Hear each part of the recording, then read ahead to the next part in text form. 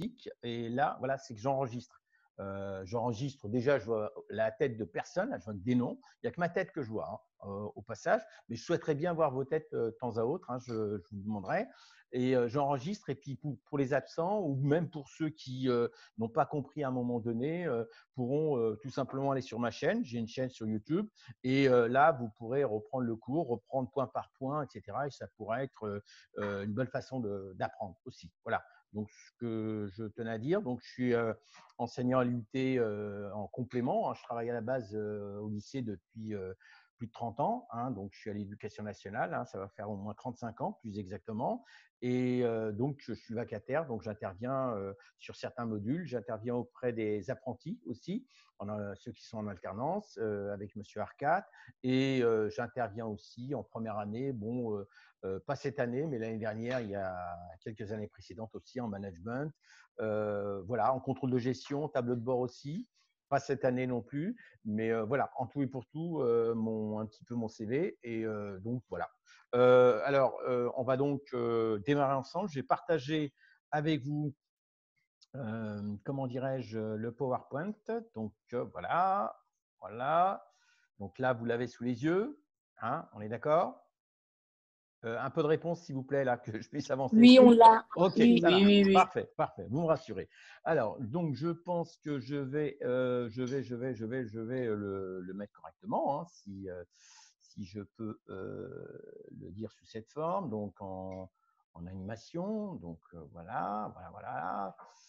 Voilà, très bien. Voilà, donc gestion des emplois GEA, donc gestion opérationnelle. Alors, introduction et les formalités d'embauche et de départ. Premier TD. Donc, le plan de ce TD va être le suivant. Alors, on a différentes ressources. Donc, ressource 1, les sources du droit, d'où vont provenir ces différentes lois, ces différentes règles qu'on va appliquer dans le cadre de notre contrat de travail ou des bulletins de salaire, etc. Donc, les sources du droit.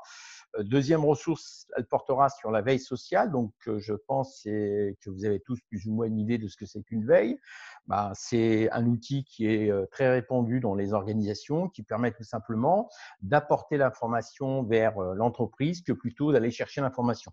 En gros, on est ce qu'on appelle en veille sociale. Donc, on fait tout pour que dès quelque chose de nouveau par rapport à un thème bien précis, l'information arrive à notre niveau. Voilà, c'est pas je vais sur Google et je fais la recherche d'information. L'information vient vers soi. Donc, vous aurez des sites voilà, donc pour constituer ce qu'on appelle la veille sociale. Alors, donc, ressource 3 va porter sur les restrictions à la liberté d'embauche, l'embauche, les formalités liées à l'embauche. Et ensuite, vous aurez eu juste après la ressource 2 le premier cas. Et ensuite, il y aura trois autres cas, dont Bonzano, travail temporaire et viennois. Et donc, il faut, bien sûr, puisqu'il s'agit de gestion opérationnelle, donc il faut mettre en pratique. Donc, on aura 4 cas en tout et pour tout dans ce TD. Alors, donc, tout d'abord, premier point que vous avez au niveau du polycopier, c'est la définition de la gestion des ressources humaines. Donc, ensemble des activités qui visent à développer l'efficacité collective des personnes qui travaillent dans l'entreprise. Donc là, je me suis basé un peu dans cette introduction à partir d'un professeur en recherche universitaire, donc qui met en avant et qui expérimente donc la gestion des ressources humaines.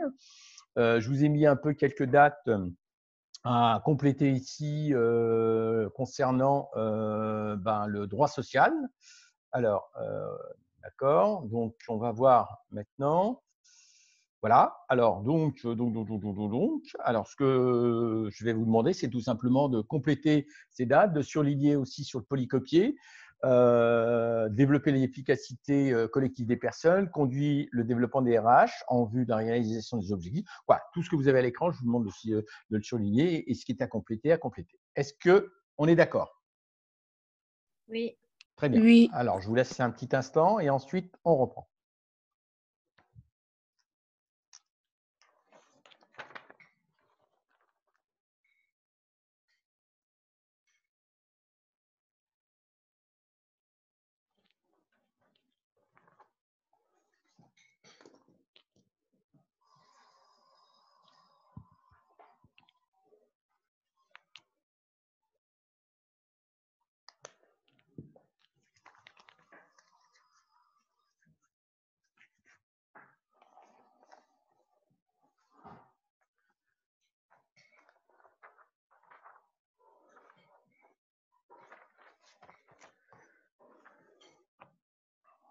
Alors, ça y est, on peut avancer?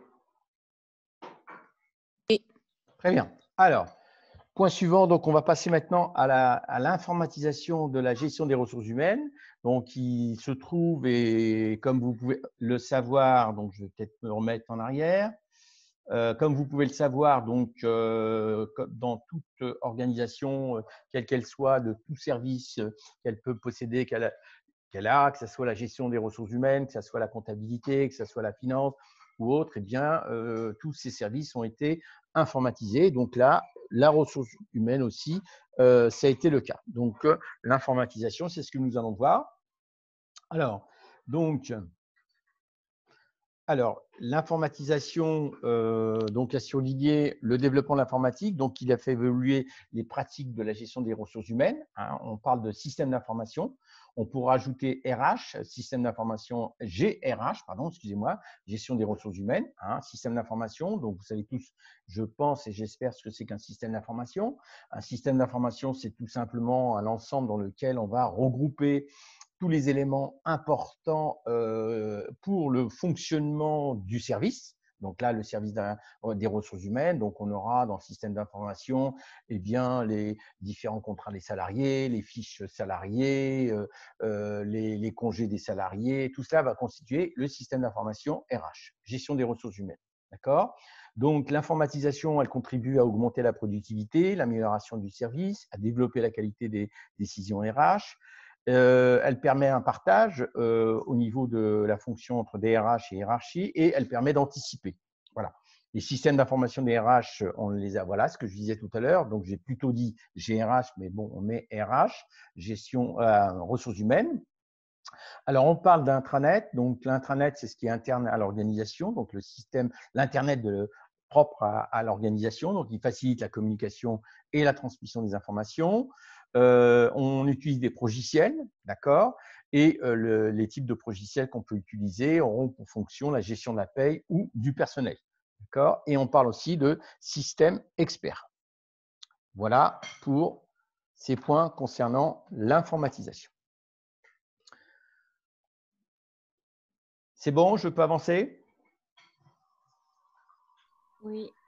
Merci à vous. Alors, donc ensuite, je vous ai mis ici un emplacement sur lequel vous allez écrire donc différents éléments. Donc, on va voir ici quelles sont les activités de la fonction personnelle du management, des RH. Donc, tout d'abord, l'administration du personnel, la gestion des ressources humaines et qu'est-ce qu'on y met comme tâche à l'intérieur. Donc, je vous propose donc de noter sur le polycopier les éléments suivants. C'est assez copieux, mais c'est en écrivant qu'on apprend, je crois. Donc, l'administration du personnel qui recouvre l'application des dispositions légales, conventionnelles, réglementaires et les mesures accompagnant la mise en œuvre des décisions des ressources humaines, RH. Ensuite, vous avez l'administration courante, enregistrement et suivi des données individuelles, la tenue des documents imposés par la réglementation, l'application des dispositions légales et réglementaires, la relation avec les services administratifs de l'emploi, de l'inspection du travail, le développement des outils informatiques, de la fonction, ensuite l'administration des rémunérations, le calcul des charges sociales, le calcul et répartition des avantages sociaux. Voilà pour l'administration du personnel. Maintenant, pour la gestion des ressources humaines et des coûts, eh bien, elle concerne la prévision des besoins en quantité et qualité, à savoir donc au niveau des embauches, hein, le recrutement, ensuite l'évaluation des emplois et des postes, l'évaluation des personnes, les promotions de mutation, le suivi des rémunérations. On a, élément important, la budgétisation des coûts de personnel, la recherche d'allègement des coûts. Ensuite, l'ARH se charge aussi de la formation, donc domaine qui est donc important, très important, et depuis les années 70. Ensuite, le développement social de l'organisation, définition des postes et gestion des compétences, adaptation aux nouvelles technologies, projet d'entreprise, cercle de qualité intéressant. Je pense que certains d'entre vous ont eu quand même ce réflexe de prendre ce que je viens de vous mettre en photo. Oui. Oui, oui, et qu'il n'est pas très utile de s'arrêter là-dessus. On peut avancer pour l'ensemble? Oui. Très bien. Ouais. Là, il faut le Ouais. mettre dans le tableau. Là, Comment? là, faut le mettre dans le tableau après. Oui, oui, tout à fait. Dans le tableau que j'ai envoyé, tout au moins le poli que j'ai envoyé. Tu le complètes après. D'accord? Tu le prends en photo, tu le complètes. Ça marche? Ouais. C'est bon? On peut avancer? Ouais. Alors, suivant maintenant. Alors là aussi, point, je dirais, donc au niveau de la ressource à savoir. Tout d'abord, les sources, quelles sont les différentes sources du droit du travail? D'accord? Donc, droit du travail et droit de la sécurité sociale, hein, donc on englobe les deux. Hein. Source légale, donc on part tout d'abord de la Constitution à partir de la Ve République. Ensuite, les règlements et directives européennes. Je pense que vous avez dû apprendre cela en histoire ou oui, en droit pour certains, en STMG ou autre. Hein. Les lois, la jurisprudence, d'accord? Donc la loi, sa définition, la jurisprudence, sa définition. Hein, ce sont tout simplement des résultats de procès qui servent de jurisprudence pour d'autres procès, par exemple. Hein. On sert d'appui, servent d'appui comme une loi. Voilà. Alors ensuite, la suite, vous avez les sources, ce qu'on appelle les sources conventionnelles. Les conventions collectives. Conventions collectives, c'est les accords qui peuvent être signés entre les secteurs d'entreprise et les employeurs, les salariés. D'accord? Et ça devient une convention collective. Ça se substitue au droit commun. D'accord? Donc, quand il n'y a pas de convention collective dans un métier bien précis, on applique ce qu'on appelle le droit commun. D'accord? Les accords d'entreprise, le contrat de travail, sa définition. Donc, vous avez ensuite la hiérarchie des sources en troisième partie. Alors, donc, source internationale, donc là, à compléter, là aussi, à partir donc des éléments qu'on vient de voir précédemment. Là aussi, je vous laisse quand même un peu de temps. Je voudrais, certes, ce que je vous ai demandé précédemment de prendre en photo me semblait être un petit peu chargé, mais là, vous pouvez quand même compléter sur votre poli. Donc, je vous demande de compléter, s'il vous plaît.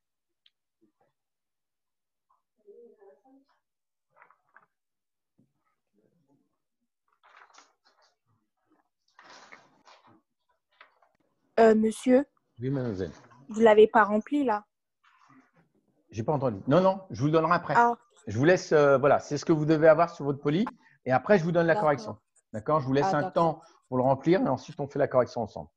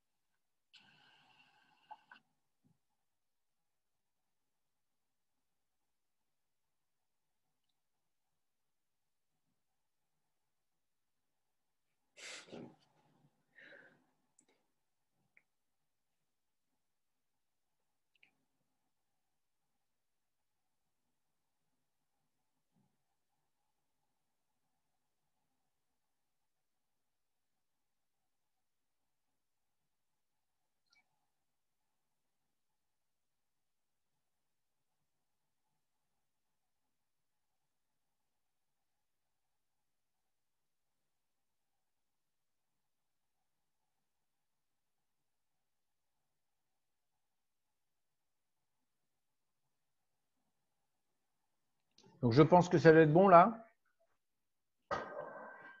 On peut passer à la correction? Oui. Oui. Très Oui. bien. Alors voilà, donc les éléments donc, à faire figurer ici sur le polycopier. Angéline, un petit souci. Alors, donc international, pardon, tout d'abord. Le droit du travail a des sources d'origine internationale, mais la plupart sont d'origine nationale. On a donc la loi, la jurisprudence, la négociation collective. Alors ensuite, les sources internationales, les traités bilatéraux et conventions internationales. Donc, ce sont les sources. Les traités, c'est au niveau des États, entre les États. Donc, les traités multilatéraux sont négociés sous l'égide de l'OIT, qui est l'Organisation internationale du travail. D'accord? Ensuite, au niveau communautaire, on a le traité de Rome, 1957, qui a été la création de la Communauté économique européenne. Ensuite, on a eu le traité de Maastricht en 93 et Amsterdam en 97. Il s'agit ici, bien sûr, de l'Union européenne en ce qui concerne l'UE. Alors, le droit européen, donc, il organise la libre circulation des personnes entre les États, la non-discrimination, les institutions européennes éditent des règlements et des directives qu'il fallait mettre. Alors, les sources nationales, Constitution, à partir de la Constitution, donc, a posé un certain nombre de droits sociaux, dont le droit du travail, droit syndical, le droit de grève, liberté du travail, droit d'entreprendre, les lois et règlements. La loi, elle détermine les principes fondamentaux du droit du travail. Le règlement organise la mise en œuvre dans le respect des principes fondamentaux. Alors, donc, ensuite, au niveau du Code du travail, on a les lois et les règlements.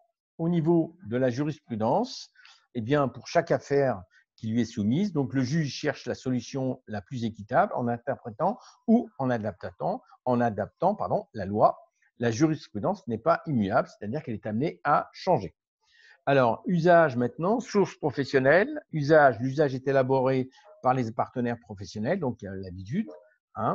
Il repose sur les pratiques longues considérées comme obligatoires, donc c'est pour ça qu'on parle d'usage, et qui ont texte de loi. Règlement intérieur, donc l'employeur fixe unilatéralement les règles d'organisation de discipline, donc c'est à lui, c'est à son niveau, et rien d'autre. Donc, vont être mis en avant le règlement au niveau de l'organisation. Ensuite, les conventions collectives, elles sont négociées entre employeurs et salariés. Elles organisent donc les relations du travail. Le contrat de travail, donc, il précise les dispositions impératives gouvernant la vie professionnelle du salarié.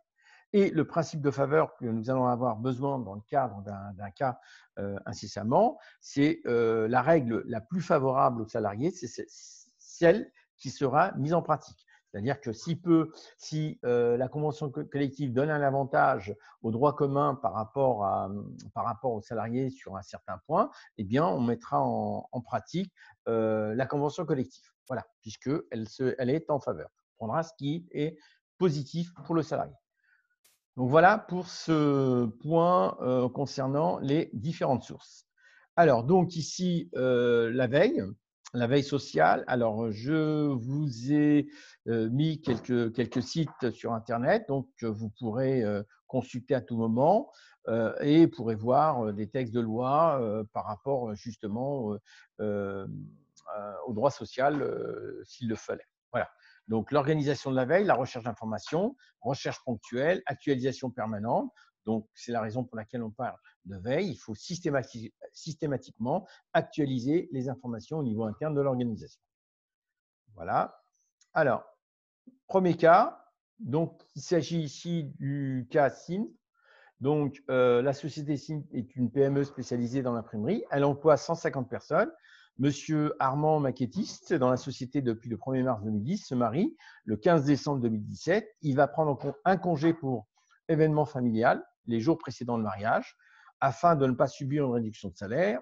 Le salaire de noces est prévu pendant la période de congé qu'il prendra au printemps 2018. Voir le principe de faveur, c'est ce que vous avez ensuite. Et là, donc, qu'est-ce qui est demandé? Donc là, ici, vous avez pardon, je vais revenir. Excusez-moi. Donc, voilà.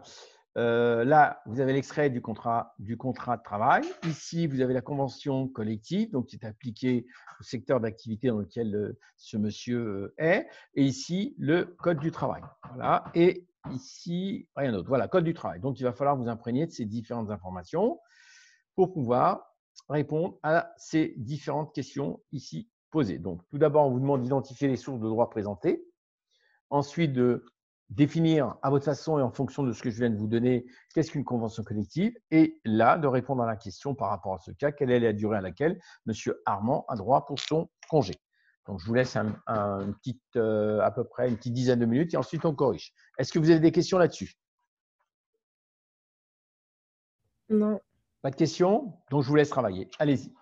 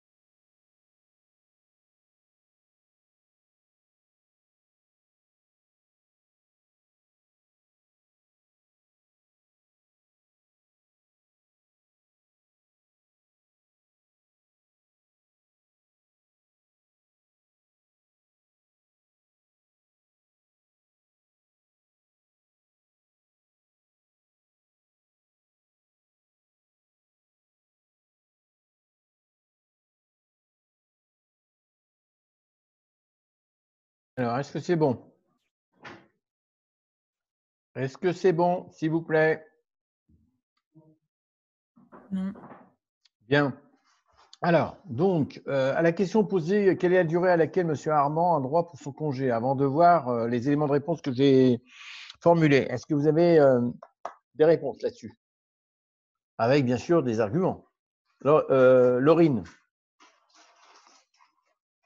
Laurine. Lorraine, mais j'avais dit Lorraine. non, j'avais pas dit oui. Pardon, excusez-moi. Vous disiez? J'avais pas dit oui, j'avais dit non. Ah, je n'ai pas entendu. Excusez-moi. Chris, est-ce que vous avez une réponse par rapport à la question 3? Quelle est la durée à laquelle M. Armand a droit pour son congé?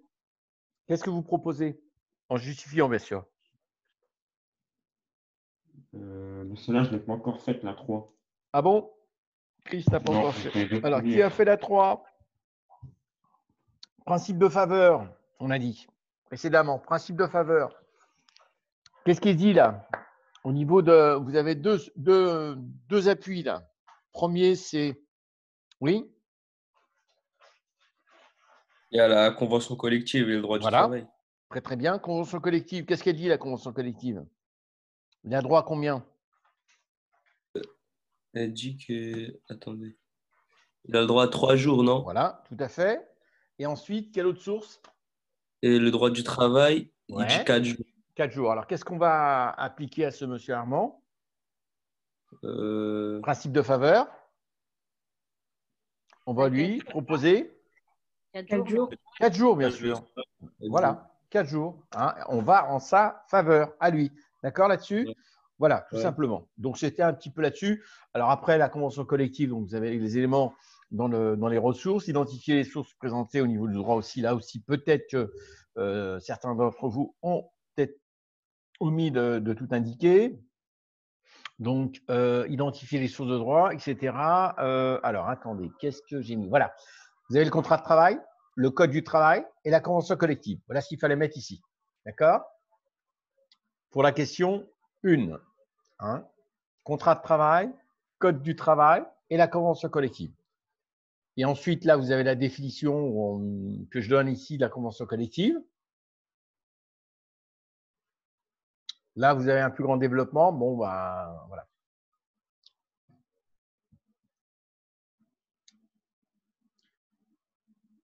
Alors, est-ce que c'est bon là? Je peux avancer? Oui. Parfait. Donc, prenez en photo éventuellement. Si, Alors, donc là, maintenant, on passe aux ressources. Excusez-moi. Alors, je vais faire un petit retour. OK. Donc, par rapport ici aux restrictions liées à l'embauche. Alors, il y a tout d'abord l'âge. Hein, d'accord. Donc, l'âge auquel on peut avoir un contrat de travail est 16 ans minimum, puisqu'on a des apprentis à partir même de 15 ans. D'accord. Donc, 15-16 ans, contrat d'apprentissage, formation d'alternance, stage dans le cadre scolaire aussi, hein, lorsqu'on est collégien aussi, on peut, et vous êtes tous passés par là en troisième, donc les petits stages découvertes de l'entreprise, du monde de l'entreprise. Donc là aussi, c'est un contrat qu'on vous a fait signer, que vos parents ont signé, et donc on peut, à partir de 15-16 ans. Ensuite, alors, les interdictions d'embauche. Alors là, vous avez des cas, hein, lorsqu'il y a un licenciement, par exemple, bon, bah, dans les 6 mois, excusez-moi, dans les 6 mois qui suivent le licenciement, il est interdit de recruter. Voilà. Ensuite, priorité de réintégration. Oui, pardon? Oui, c'est bon. Priorité de réintégration. Donc, bien évidemment, la personne, la dame ou la femme plutôt qui a eu un congé de maternité est totalement prioritaire. Donc, il y a un droit à réintégrer son emploi. On parle de suspension de contrat à un moment donné, mais elle a tout à fait la priorité de réintégrer, bien heureusement. Alors, ensuite, vous avez d'autres éléments, temps partiel, priorité pour passer d'un travail de jour à un travail de nuit ou inverse. Alors, les priorités de réembauchage. Donc là aussi, vous avez quelques éléments. Je vous laisserai le soin de voir ça chez vous. Obligation d'emploi. Donc là, quand on est une entreprise de 20 salariés, on a l'obligation de recruter 6% de l'effectif salarié au niveau des travailleurs handicapés. Donc là, voilà, c'est pour tout simplement faciliter l'intégration des travailleurs handicapés dans le monde du travail. Donc, ils ont cette obligation, hein, quand on est une entreprise de 20 salariés, d'avoir au moins 6% d'effectifs employés handicapés. Alors, embauche à l'étranger, donc là, un élément très important, hein, puisque là, c'est assez rigoureux. Il faut absolument avoir le titre à jour, etc. Donc, c'est un élément important aussi. Ensuite, les limites du recrutement en CDD ou en intérim. Il est interdit de recourir au CDD ou à l'intérim pour remplacer un salarié gréviste. Bon, ça, effectivement. Cumul d'emploi. Donc, à votre étonnement, on n'a pas le droit de cumuler 2 emplois. Je travaille 35 heures dans l'entreprise X et 35 dans l'entreprise Y. Certains le font, c'est interdit. Ce que je dis à mes élèves, c'est interdit. Donc, on n'a pas le droit. Une fois qu'on a fait nos 35 heures dans une entreprise, c'est suffisant. Mais il y en a certains qui travaillent, qui cumulent l'emploi. Et donc, il faut savoir que c'est interdit à ce niveau-là. Voilà. Alors, donc, ensuite, le placement maintenant en ce qui concerne tout simplement le marché du travail, hein, qui va être au niveau public entre les entreprises et le marché, bah, c'est Pôle emploi, hein, donc on passe par Pôle emploi, les entreprises passent par Pôle emploi, mais pas que par Pôle emploi, hein, ils ont aussi d'autres canaux, bien évidemment. Sinon, bon, effectivement, les autres canaux l'annoncent dans la presse.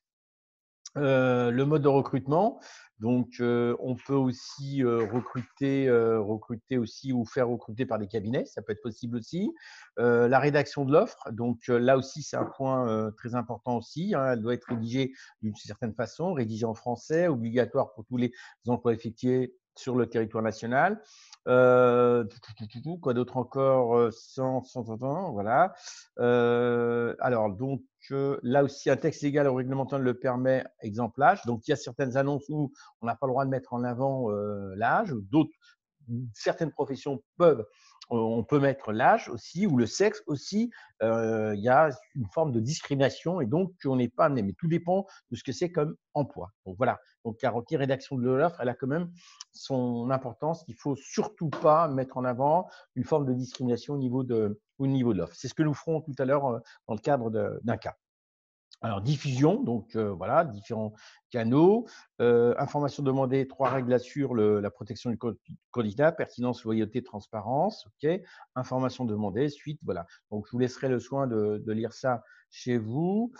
Alors, donc, le principe de non-discrimination, je vais m'arrêter comme un petit point là-dessus. Donc, on n'a pas du tout, bien évidemment, d'après la loi, faire une discrimination sur l'âge, sur l'origine, le sexe, les mœurs, situation de famille, appartenance à une ethnie, race ou autre, opinion politique, activité syndicale, mutualiste, j'embauche pas, il est syndiqué, celui-là, ou des convictions religieuses, telle religion, j'embauche pas, ou autre. Ça, c'est strictement interdit. Donc, c'est le principe de non-discrimination, ou il est du 9-3, je ne prends pas, etc., etc. Ou, tiens, le nom de sa famille doit être telle origine, je ne le prends pas. Voilà, c'est strictement interdit. Donc, c'est la loi. Donc, voilà, à le savoir. Alors, après, bon, tout est question, bien sûr, de bataille, de mise en preuve et tout le reste. Alors, donc, la CNIL, la Commission nationale de l'information et des libertés, si vous ne connaissez pas, donc c'est un organisme indépendant qui est là justement pour la liberté et qui va suivre et qui peut être amené à être saisi. Et il y a aussi, bien sûr, des associations de défense et tout le reste. Alors, discrimination défenseur des droits. Donc, le défenseur des droits est chargé de lutter contre les discriminations, directes ou indirectes. Donc, on peut saisir, il y a des associations qui se chargent de ça. Alors, on parle du CV anonyme, du moins, quoi, je ne sais pas, ça pas vraiment, ça fait vraiment pas ses preuves. Je n'ai pas l'impression que c'est quelque chose qui reste efficace par rapport justement à ce problème de discrimination. Voilà. Alors, donc, avez-vous des questions là-dessus? Non. OK. Alors, donc, ensuite, qu'avons-nous? Alors, Pôle emploi, on en a parlé tout à l'heure. Donc, fusion NPE-ACDIC, à la base, c'est ce qu'on avait. L'URSSAF, c'est l'organisme qui est amené à collecter tout ce qui est charges sociales pour les retraites, en cas d'accident, en cas de maladie ou autre, donc par rapport aux salariés, par rapport à son activité, donc il aura un certain taux, c'est ce qu'on verra dans le cadre des bulletins de salaire. Donc, c'est un grand organisme collecteur de charges sociales. Alors, on a ce qu'on appelle la déclaration préalable à l'embauche, la DPAE. Donc, c'est un document, on va dire, obligatoire qui doit être rempli par l'employeur avant, préalable. C'est la raison pour laquelle le nom, ici, l'adjectif est porté, avant d'être embauché, avant qu'il ne soit sur poste. Donc, et on l'envoie, bien sûr, à l'organisme qui est amené, donc là, ici, l'URSSAF, ensuite, à le faire passer à d'autres organisations et pouvoir ainsi enregistrer ce salarié. Voilà. Donc, permet une démarche d'effectuer 6 formalités. On va demander, donc ça va être la demande d'immatriculation de l'employeur à la sécurité sociale. Ensuite, l'immatriculation du salarié à la sécurité sociale au régime d'affiliation. Demande d'affiliation au régime d'assurance chômage. Demande d'adhésion au service médical de travail aussi, point important. Hein, on a l'obligation de faire passer une visite médicale aux salariés. Déclaration destinée à l'affiliation des salariés agricoles aux institutions prévues, etc., etc. Donc voilà, cette DPAE, elle évite, il y a quelques années, il fallait s'adresser différemment à ces organismes en parallèle. Et là, on fait une seule déclaration, on l'envoie à l'URSSAF et l'URSSAF se charge à informer tous ces organismes. Donc, mention de la DPAE, donc qu'est-ce qu'on y met dedans, qu'est-ce qu'il y a dedans? Dénomination, donc le nom, l'adresse, le numéro de siret de l'entreprise, de l'employeur, le code APE, on verra ce que c'est, APE, activité principale de l'entreprise, adresse de l'employeur, numéro de sirène, on verra ce que c'est un numéro d'immatriculation statistiquement pris en charge par l'INSEE, service de santé au travail dont l'employeur dépend, s'il relaie du régime général de la sécurité sociale, le nom, prénom, adresse, date et lieu de naissance, numéro de sécurité sociale, date et heure d'embauche, élément important, nature, durée du contrat et de la période d'essai pour les CDI, CDD supérieurs à 6 mois. Alors, modalité ensuite des employeurs accomplis, etc. Là aussi, je vous laisserai le soin de lire. Donc, le point important ici, c'est cette notion d'URSSAF, cette DPAE, avec des mentions obligatoires, et donc il y a un document à remplir. Voilà. Alors, ensuite, donc, qu'est-ce qu'on a au niveau obligation? La tenue d'un document unique, DU, hein, répertoire répertorier tous les dangers pour la sécurité et la santé des salariés et analyse les risques au niveau interne, transcrit les résultats de la démarche d'évaluation et de prévention des risques, tenu à jour au minimum tous les ans et tenu à la disposition du comité d'hygiène, de la sécurité et des conditions de travail. Voilà, c'est ça, CHSCT. D'accord? Donc, en règle générale, on a un service dit CHSCT dans toute organisation. Voilà, donc qui est là pour s'occuper de la sécurité des salariés. Voilà. Organiser la formation, la sécurité d'une nouvelle embauche. Donc, OK.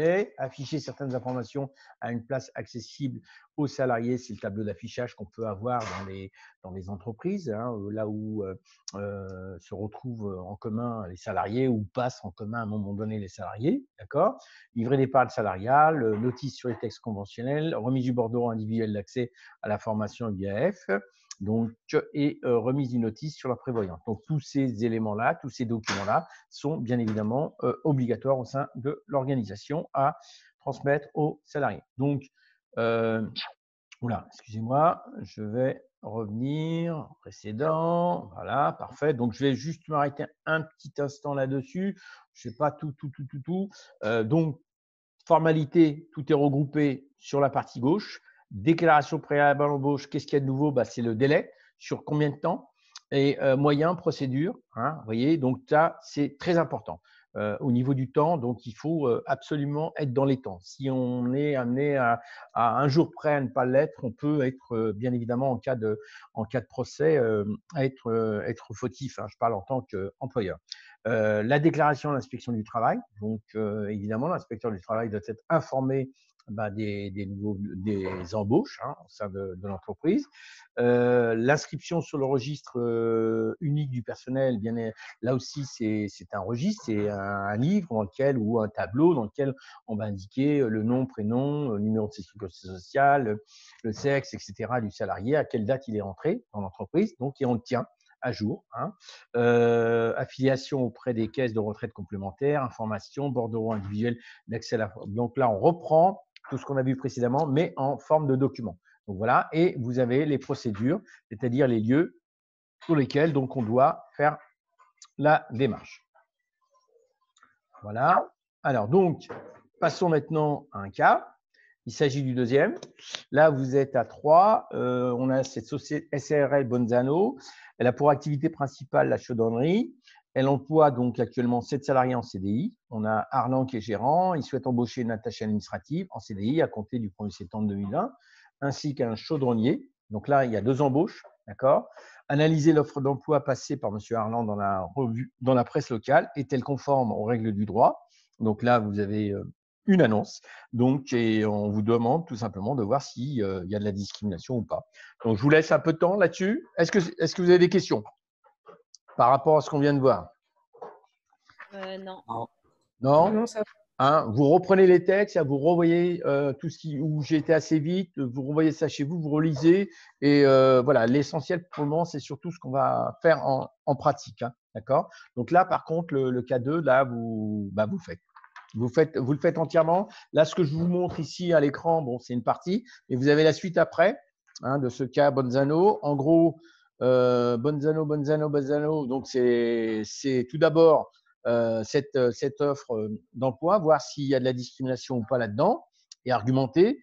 Ça sera la première question. La seconde question, c'est tout simplement de faire un tableau avec 3 colonnes, si je puis dire.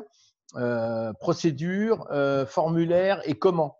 En reprenant un petit peu les éléments que je vous ai mis dans les ressources, là, les éléments précédents, là, les tout derniers. Et puis, troisième point, vous avez le petit extrait de registre. C'est un tout petit tableau sous Excel, là, je vous ai fait. Et là, vous devez tout simplement enregistrer le nouveau salarié. D'accord? Et ensuite, vous avez la déclaration d'embauche et de départ. Alors là, j'ai essayé de vous ajouter sur le sur le document, je vous ai ajouté des petites cases et j'espère que vous allez pouvoir écrire dessus avec Word. Voilà. Donc là, il y en a pour un petit temps, au moins une petite vingtaine de minutes. Est-ce que vous avez des questions là-dessus? Non. Est-ce que je peux vous laisser en autonomie pendant une petite vingtaine de minutes? 15 minutes. Oui. Mais là, on fait tout ou on dit juste si l'offre elle est conforme Non, aux vous faites règles? tout. Là, vous faites tout. C'est qui c'est qui parle là? C'est qui? C'est Chris? Non, c'est Akram. Je ne vois pas. Oui, vous faites tout. Vous faites tout, Akram. D'accord? Vous faites tout le cas là. D'accord? C'est le cas Bonzano. Ça marche? Ouais. OK. Alors, vous faites un va-et-vient entre, si je puis dire, les documents que vous avez et les ressources que je vous ai données précédentes, là, que je viens de voir. Allez, bon courage. À tout à l'heure. Voilà.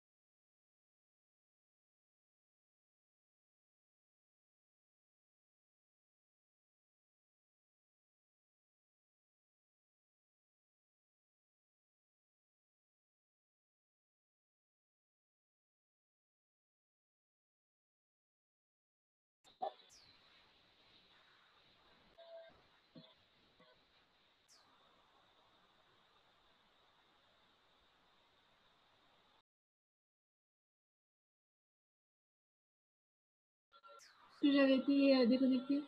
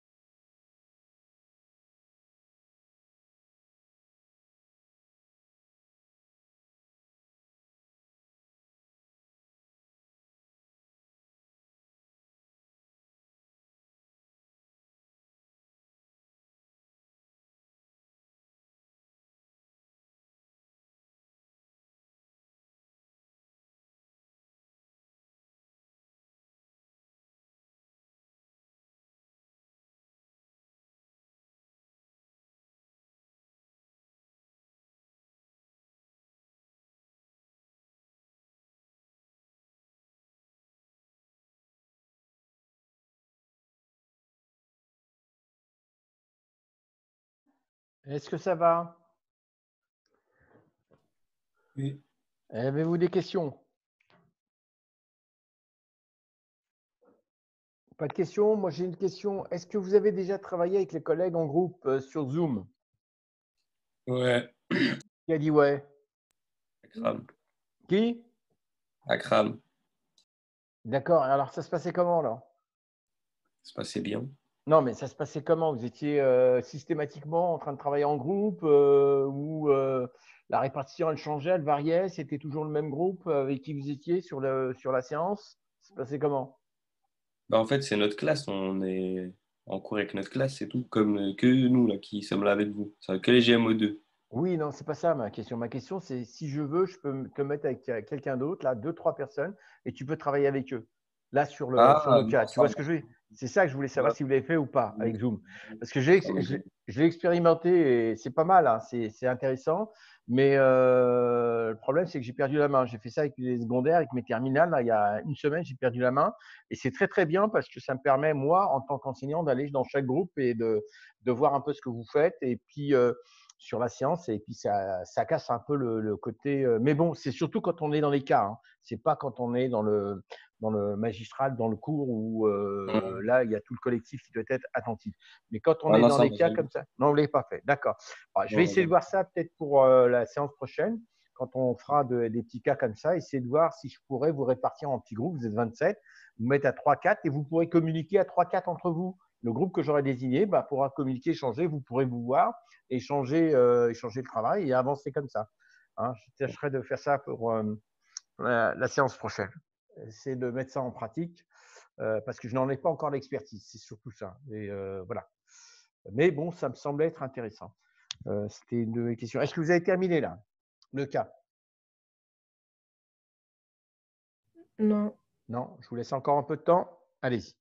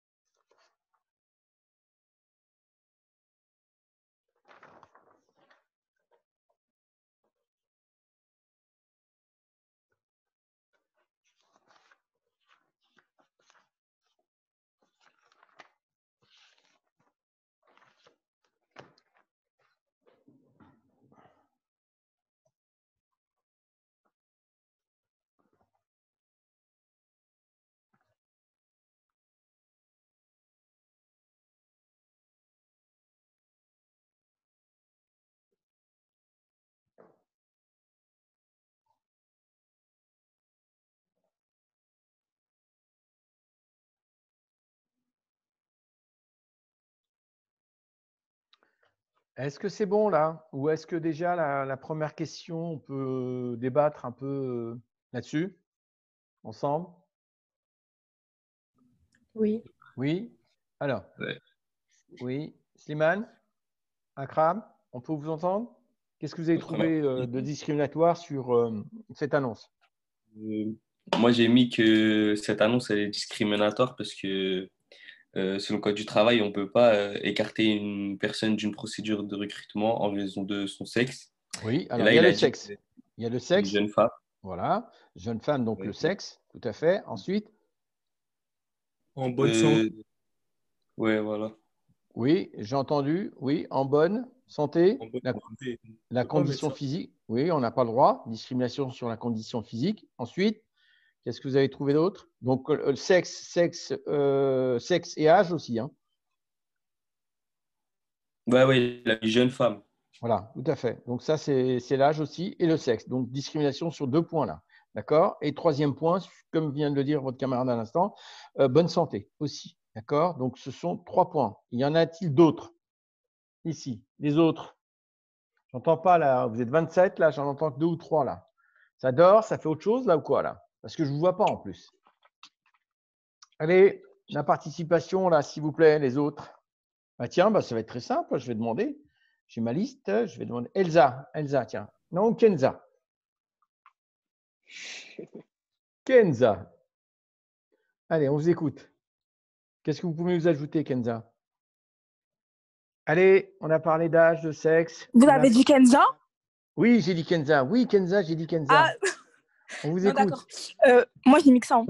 Ah bon? Kenza, vous avez Oui. mis que ça? Il y a autre chose encore. Moi, je sais pas, moi, j'ai trouvé que ça. Vous avez trouvé ça? Alors, peut-être Oui. Gladys. Gladys, elle a peut-être trouvé autre chose? Non plus. Non plus. Ah, vous avez pas approfondi l'annonce alors. Recherche jeune femme motivée, en bonne santé, langue maternelle allemande. Appréciée. C'est pas discriminatoire ça? Langue maternelle allemande appréciée. C'est pas discriminatoire? La personne qui possède cette compétence, elle va être prise. Et les autres qui ont d'autres compétences ne seront pas prises. C'est une discrimination, la langue là, ici. D'accord? Alors, qu'est-ce qui reste d'autre aussi? Il reste un dernier point. Je sais pas si c'est ça, mais la photo, non, je suis pas sûr. Non, la photo avec, c'est autorisé. C'est Moi, autorisé. j'allais dire habitant 3. Très bien. Habitant à 3. Voilà. C'est discriminatoire aussi. Ça veut dire que tous les autres autour, ils n'ont pas le droit. C'est discriminatoire. D'accord? Donc là, ici, on avait 4 discriminations. 5, non.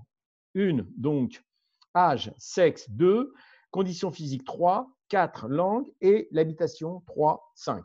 5 discriminations ici. D'accord? Voilà. Donc, pour ce point, alors, voilà. Donc,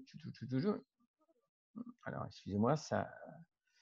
Ouais, alors, attendez, ce serait peut-être bien de revenir en arrière, même pas. Alors, donc, point suivant. Voilà, donc c'était ça. Voilà, je vais mettre en pause. OK, donc, jeune femme, discrimination sur l'âge et le sexe, en bonne santé, discrimination sur la condition physique, langue maternelle allemande et habitant 3. Et en ce qui concerne le CV, c'est autorisé. D'accord? Donc, prenez en photo et on va passer maintenant à la question 2. Est-ce que vous l'avez peut-être pas faite, mais bon, je préfère voir ça avec vous tout de suite. Voilà la question 2. Donc, il fallait indiquer un tableau sous cette forme. Vous pouvez remettre Oui. La précédente? l'ancienne diapo, OK. s'il vous plaît. Celle-ci? Celle-ci? Mademoiselle? Oui, s'il vous plaît. OK. Vous la prenez en photo? Non, celle d'avant. Ah, celle d'avant? Oui, Eh, oui, d'avant. oui, celle-là. Celle-là, oui, c'est plutôt celle-là, oui. Allez-y, prenez-la en photo. C'est bon, merci. Parfait. Non, Alors, c'est bon, merci. OK, ça marche. C'est parce que j'étais en train de… Voilà. Là, prenez en photo aussi celle-ci. Donc, Celle-là, c'est la question 2. Alors, donc, il fallait c'est présenter bon. sous cette forme un tableau. Donc, on vous disait à partir des années 2, 3, 4, procéder aux différentes formalités d'embauche. Proposer à M. Harlan un document synthétique pour lister les différentes formalités d'embauche, les délais correspondants, remplir la DAU, c'est après, hein, la déclaration unique d'embauche, remplir la déclaration d'immatriculation d'un travailleur. Donc, c'est le fameux registre, là, le petit tableau. Non, c'est remplir la déclaration d'immatriculation d'un travailleur, c'est autre chose. Mais le registre, c'est le petit tableau sous Excel. Voilà. DAU, donc la déclaration d'unique à l'embauche. C'est fait ou pas? Est-ce que vous avez rempli ce document pour la déclaration préalable à l'embauche? Personne ne me répond? Ikram, c'est fait ou pas? Je suis en train de le faire. D'accord, ok, donc je vous laisse un peu de temps. Alors, je vous laisse un peu de temps pour les autres aussi? Personne ne me Oui. répond? Ok, je vous laisse un petit peu de temps et ensuite, donc prenez en photo ou si vous avez du temps, entre-temps, prenez ce tableau et faites surtout la déclaration préalable d'embauche qu'on va corriger après, dans quelques minutes. À tout à l'heure.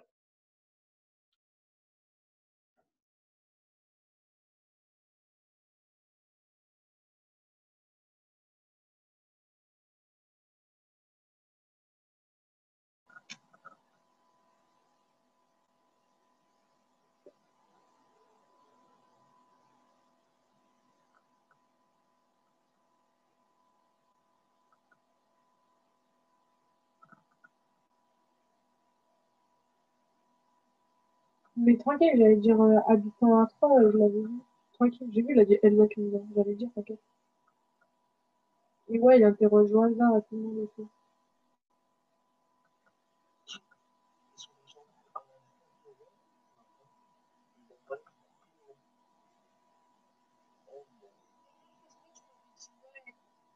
Ouais, bizarre.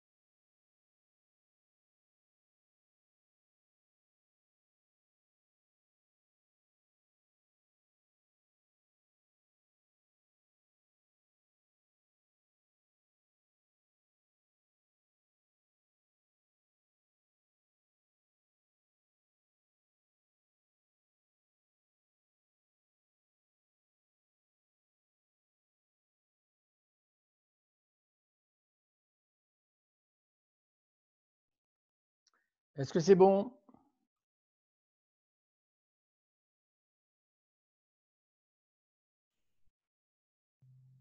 Lorraine, est-ce que c'est bon? Pratiquement. Très bien.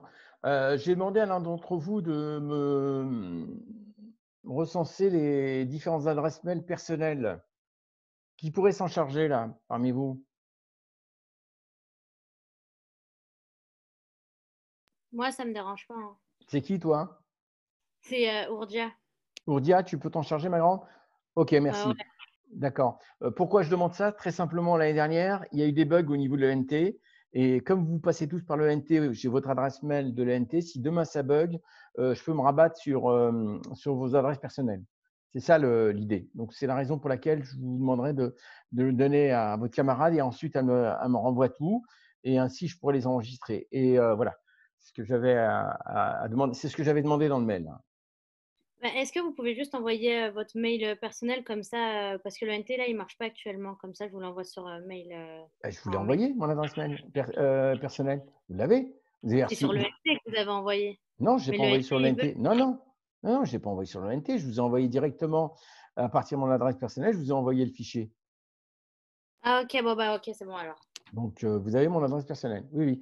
De toute façon, c'est aazzI6204@gmail. Je suis chez Google. Qu'est-ce que j'avais à dire? J'ai envie aussi, cette année, peut-être bien, au bout de 2 TD, vous faire ce qu'on appelle un test QCM. Qu'est-ce que vous en pensez? Comment vous allez le faire? Comment je vais le faire? Je vais, Ouais, je, comment vous allez vous organiser? je vais demander à Madame Evalbox. C'est ma copine. Evalbox, c'est une plateforme de QCM. Et là aussi, une fois que j'aurai vos adresses, etc., je vous enverrai sur votre adresse mail et vous aurez le QCM 2 minutes avant de démarrer. C'est chronométré, etc. Et c'est un très bon entraînement pour le partiel.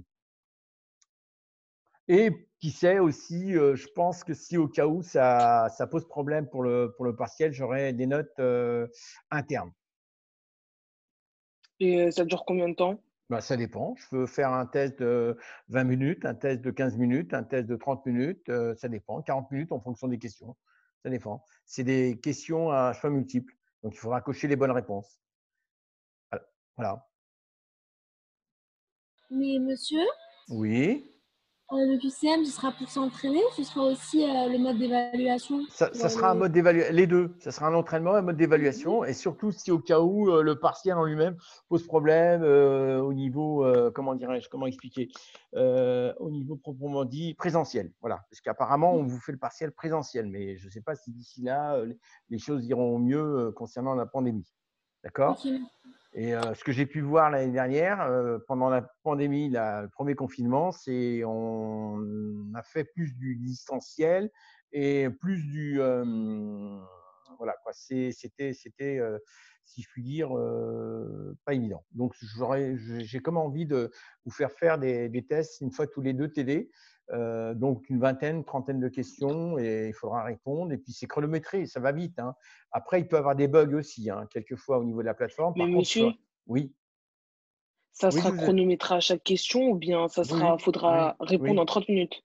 Non, ça sera chronométré, comme tu dis, à chaque question. C'est-à-dire que si, par exemple, Mais ça- si je veux que toutes les questions, ça soit sur 1 minute, et ben, ça sera sur 1 minute. Au bout d'une Euh, minute, on passe à la question suivante. Et tu n'as pas la possibilité de revenir à la question première ou 2 ou 3 une ou autre chose. minute, c'est super court. Non, ça dépend ce qu'on y met dedans, mon cher ami. C'est qui ça qui parle là? C'est moi. C'est qui, toi? Diallo Astou. Non, non, non, ça veut strictement rien dire. À partir du moment où vous avez très bien travaillé le poli, bien appris, non, non, non, non, non, ça veut strictement rien dire. Ce qu'il faut, c'est bien lire et à être bien entraîné, à avoir bien appris, puis bien lire, je dirais, la question. Et des fois, bien sûr, il y a des petites feintes, hein, attention, hein, c'est surtout pour vous sonder et puis pas tomber sur le pile ou face, surtout. Il y en a qui font ça au pile ou face. Donc, c'est surtout. Et moi, c'est une approche qui me permet de vous faire travailler le poli, je dirais. Comme je le pratique avec mes secondaires, je les fais travailler aussi leur chapitre grâce à cette plateforme. C'est Evalbox. Je ne sais pas si vous en avez entendu parler. Donc, vous serez partant alors dans une petite dizaine de jours. Est-ce que je programme tout ça? Alors, il faut savoir que c'est quand même 2 heures de travail, hein, me concernant, hein. Donc, je pourrais faire autre chose. Et donc, ce que je souhaiterais, c'est surtout que vous le fassiez et que ça vous serve. Quoi, dans le sens où ça vous ayez appris en amont et puis que vous dites, bah, tiens, j'ai bien bossé, super, j'ai eu une bonne note ou j'ai rien fichu, j'ai une seule note, tant pis pour moi, la prochaine fois, je me rattrape. Et ce sera à l'heure du cours ou ce sera à l'heure de J'aime cours? bien l'heure en dehors. Non, mais le premier, je pourrais peut-être le faire à l'heure du cours. Pourquoi pas? Ouais. Ouais, ouais. Ok. C'est qui ça? C'est qui vient de parler là? Et Ourdia, Ourdia? Ouais, ouais, c'est intelligent ce que tu viens de dire là. Ouais, ouais, ça peut être sur une petite vingtaine de minutes comme ça, oui, ça pourrait être sur l'heure du cours. Ouais, ouais, ouais. Ouais, bien joué. Ouais. Je pensais en dehors parce que je le fais en dehors avec mes secondaires, parce que je trouve que déjà à l'intérieur des heures de cours, il y a quand même pas mal de temps. Et en dehors, bon, c'est beaucoup mieux. Donc ça peut être, je peux programmer ça à 18-19, hein, par exemple, 18h30 ou 19-20 ou chose ce genre. Et donc faites ça chez vous. Et puis de toute façon, voilà quoi. Comme effectivement, j'aimerais bien au cas où ouais, faire ça dans le cadre d'un TD. Il faudrait que je vois ça.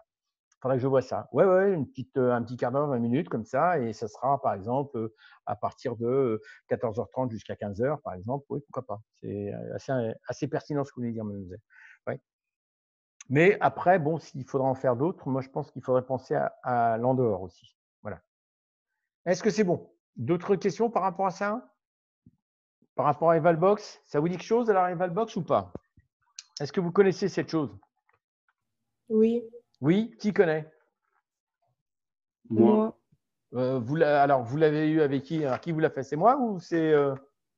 non? Non, Ouais. c'est un autre prof. Si, c'était vous l'année dernière. Oui, Ah. merci. ouais.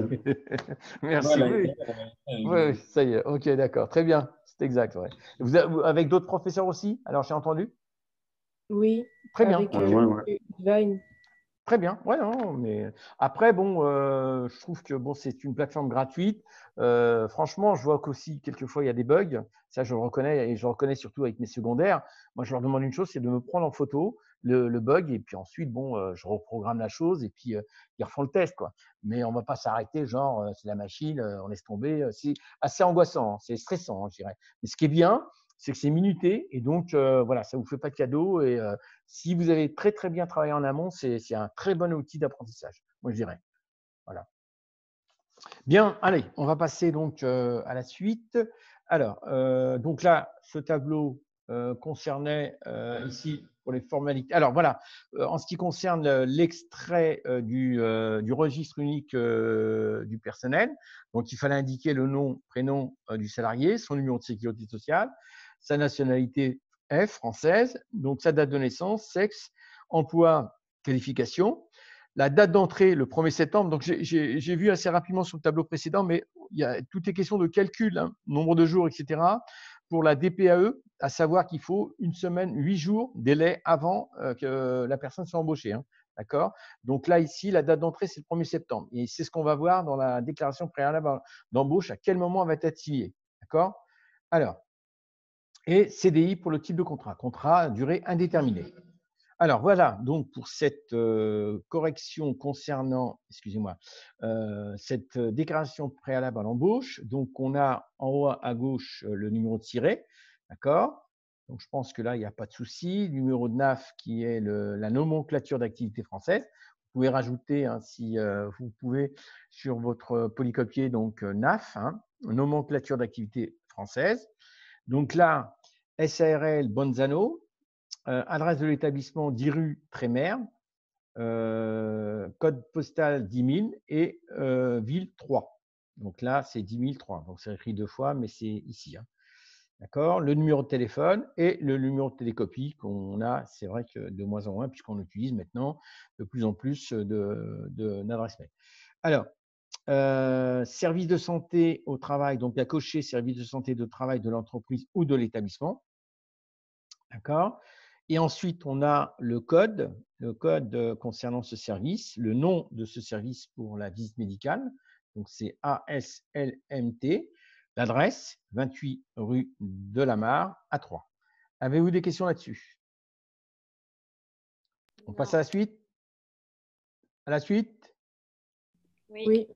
Alors, la suite, qu'est-ce qu'on a ici? Alors, Donc, le salarié, Michel Alban, date de naissance 5/5/90, lieu de naissance 21 Dijon, France, sexe masculin. Et c'est là où c'est assez. Donc, c'est surtout là, je reviendrai là-dessus après pour les 23/08. Date prévisible d'embauche le 1er septembre N. Donc, il s'agit d'un contrat à durée indéterminée, CDI. D'accord. Signature, le nom de la société Bonzano. Là, si certains d'entre vous ont trouvé l'heure, est-ce qu'ils ont trouvé l'heure ici? Je la vois pas apparaître, je ne l'ai pas mise, mais est-ce que certains ont mis l'heure ici? Non. Non? Et s'il fallait mettre l'heure, ça serait quelle heure? Ça serait pas 35 heures? Non, à quelle heure le salarié doit-il être dans l'entreprise? À quelle heure Minuit. doit-il- Non, Minuit. le pauvre, s'il vient à minuit, il n'y a personne, mademoiselle. À Mais 9h. non, mais pour À déclarer quelle le heure j'ai jour, entendu? À 9h. 9 heures, très bien. Vous avez les heures en annexe. À un moment donné, vous avez les heures. L'entreprise travaille de 9 heures à ta, ta, ta, ta. D'accord? C'est là. OK? C'est là où vous trouvez l'heure. Donc, à 9 heures. Et est-ce que vous êtes d'accord pour le 23/08? 8 jours avant l'embauche. Si ce n'est pas le cas, c'est que ce n'est pas bon. C'est 8 jours avant l'embauche. Je rappelle que c'est la DPAE, la déclaration préalable à l'embauche, qu'il va falloir envoyer à l'URSSAF, qui va ensuite la remettre aux différents organismes. Et il faut l'envoyer 8 jours avant la date d'embauche. Donc 8 jours, ce sera le 23/08. L'embauche, c'est au 1er septembre. On est d'accord? 1er septembre. Est-ce que c'est clair là-dessus? Oui.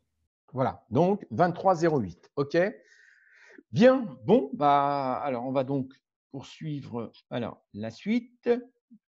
Ah oui, alors donc là, c'est. Attends, oui, excusez-moi, précédent. Alors, donc maintenant, cas suivant. Le cas suivant, il s'agit de la librairie du théâtre.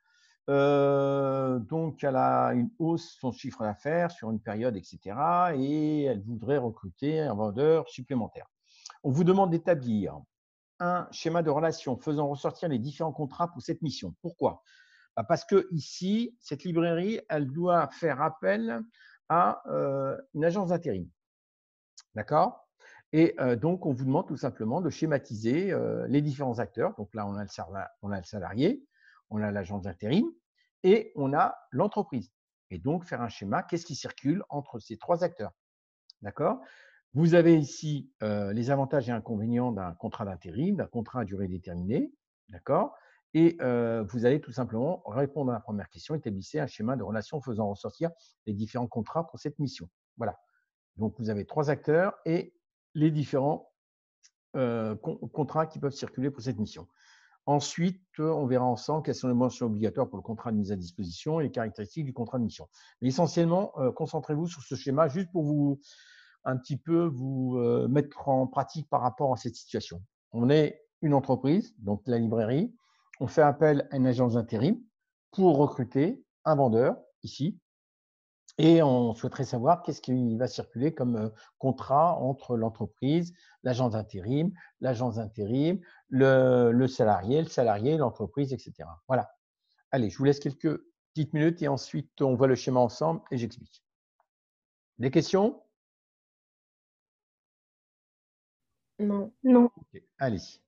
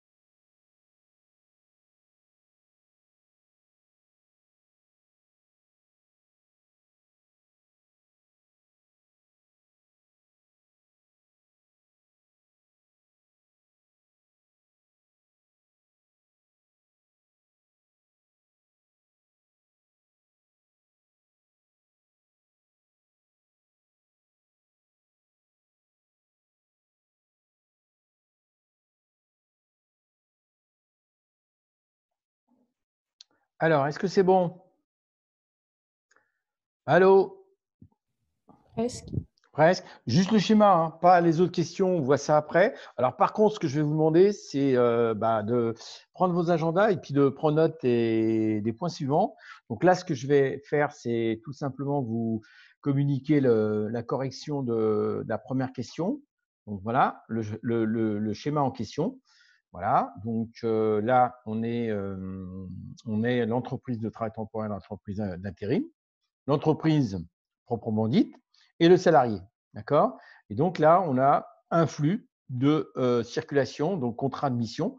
Le salarié, donc on va intérimaire, l'agence d'intérim va lui remettre un contrat de mission. D'accord? Et entre l'entreprise et l'intérim, il y aura ce qu'on appelle un contrat de mise à disposition. D'accord? Entre les deux. Voilà, c'est tout. Donc, contrat de travail déterminé pour cet été et le T qui est l'entreprise de travail temporaire. Voilà, donc prenez note, vous prenez en photo. Alors, ce que je souhaiterais, c'est que pour la séance prochaine, vous finissiez ce TD. Hein. Je m'accorde encore quelques minutes avec vous et ensuite, je vais vous quitter et vous libérer. Et pour prendre le groupe suivant. Alors, ce que j'avais à dire, voilà, c'est pendant ce petit temps de pause, ça m'a permis de réfléchir à un petit planning. Donc, on se voit bien sûr tous les jeudis à cette heure-ci de 13 à 15. Donc, je vous proposerai pour le jeudi 19, ouais, c'est ça, le jeudi 19, je vais essayer de faire le travail de groupe, comme je vous l'ai dit, donc sur le TD2. Je vous enverrai le TD2 en cours de semaine, là, une fois que j'aurai fini les petites modifications. Mais on le travaillera bien sûr ensemble. Alors, je ne vous demande pas de préparer. La seule chose que je vous demande, c'est de terminer ce TD1. Hein, d'accord? Donc, il reste le cas après celui-ci, il vous reste le cas viennois à faire.